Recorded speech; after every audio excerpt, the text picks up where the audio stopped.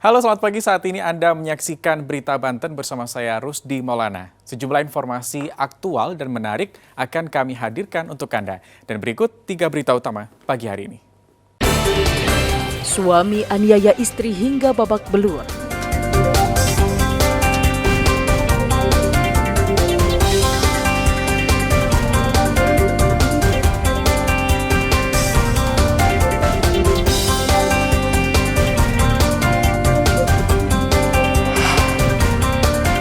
Korupsi dana bantuan untuk siswa miskin, kepala sekolah ditangkap.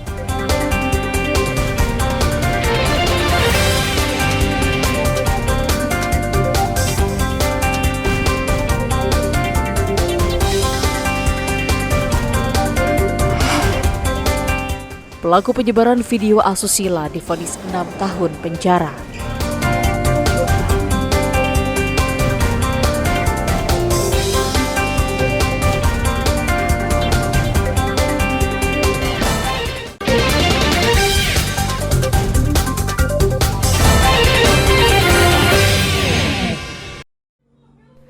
Seorang suami tega menganiaya istrinya yang hamil 4 bulan hingga babak belur di rumah kontrakan di perumahan Serpong Park, Kecamatan Serpong Utara, Tangerang Selatan. Dalam rekaman video amatir, pelaku Budianto Jauhari tengah mengapit leher korban di halaman rumah sambil disaksikan tetangganya. Pelaku tanpa sebab terus-menerus memukuli korban yang sudah tidak berdaya hingga mengalami luka parah pada bagian wajah. Tidak hanya itu, pelaku juga menyeret korban dari halaman hingga ke dalam rumah. Ibu korban sempat melerai, namun justru terkena pukulan pelaku. Korban awalnya berusaha mencari pertolongan dengan kabur lewat jendela, namun dikejar hingga akhirnya tertangkap di halaman. Pelaku ketok-ketok ini, dongkel-dongkel pintu. Saya di kamar sama Mbak di belakang. Pas saya mau buka kamar belakang, pelaku udah masuk ke kamar anak saya. Posisi pas saya masuk, anak saya udah ditonjok. Hidungnya udah keluar darah. Saya mau nolongin, dia marah, nggak mau ditolongin. Dia mau nendang anak saya yang lagi hamil, tapi dia ingat sadar kalau anaknya lagi hamil, istrinya ya. Saya minta tolong keluar. Posisi waktu itu udah pokoknya hancur dah anak saya. Sementara itu pelaku kini dalam pengejaran polisi setelah sebelumnya dibebaskan. Pengejaran pelaku dilakukan untuk proses penyelidikan lanjutan. Selain itu, keterangan korban juga nantinya akan disinkronkan dengan pengakuan dari pelaku yang kini masuk dalam daftar pencarian orang. Proses penanganannya terhadap saksi-saksi yang mengetahui kejadian tersebut sudah dimintain keterangan, kemudian terhadap korban juga sudah dilakukan visum di rumah sakit umum, namun kita masih menunggu hasilnya. Kemudian berdasarkan bukti yang cukup terhadap pelaku juga sudah ditetapkan sebagai tersangka oleh penyidik PPA Satreskrim Polres Tangerang Selatan. Pelaku juga sempat mengancam keluarga korban dan keluarga dalam bentuk pesan suara. Polisi akan menjadikan itu sebagai bahan pertimbangan untuk proses penyidikan selanjutnya. Dan hingga kini tim masih melakukan pengejaran terhadap pelaku.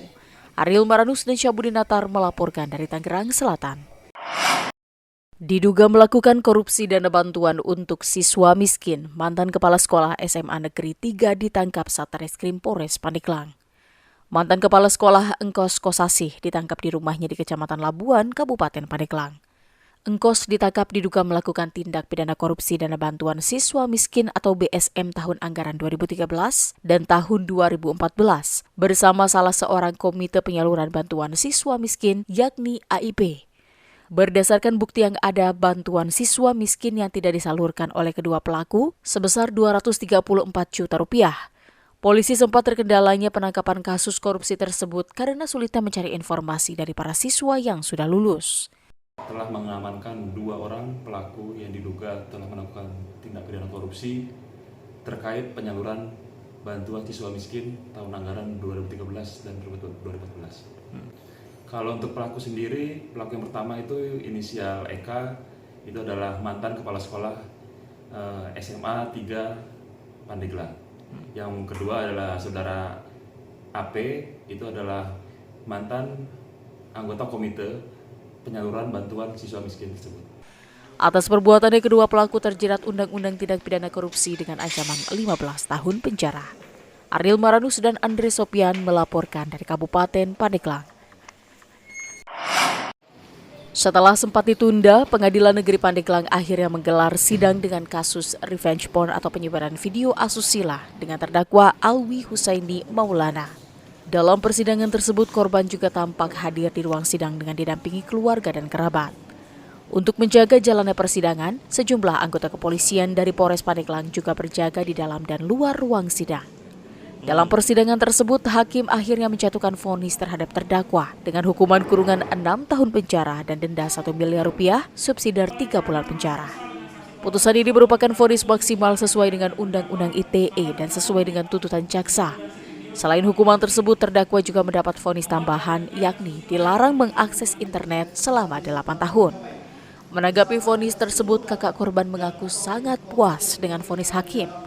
Selain kasus revenge porn, pihak korban juga akan kembali melaporkan terdakwa dalam kasus pemerkosaan dan pengancaman. Tanggapan kami 6 tahun itu memang sudah seharusnya.